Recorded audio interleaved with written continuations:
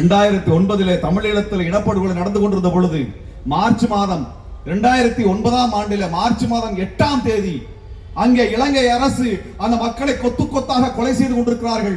ஒரு நாளைக்கு 800 இருந்து 1200 பேர் படுகொலை செய்யப்படுகிறார் என்று ஐநாவிற்கு அறிக்கை வெளியிட்டு ஐநா அதை அங்கீகரித்து அங்கே ஒரு போர்க்குற்றம் நடந்து கொண்டிருக்கிறது, இலங்கை அரசு ஒரு குற்றம் செய்து கொண்டிருக்கிறது என்கின்ற ஊடக செய்திக்கு தயாராகி கொண்டிருக்கும் பொழுது அன்றைய இந்திய அரசு அதை தடுத்து நிறுத்தியது.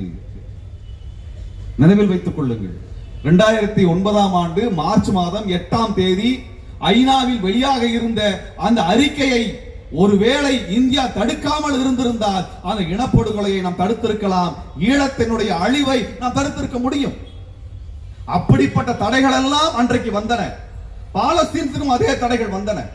1.5 ஆண்டுகள் கழித்து இன்றைக்கு அறிவித்திருக்கிறார்கள், அங்கே இனப்படுகொலை நடந்திருக்கிறது என்று அறிவித்திருக்கிறார்கள்.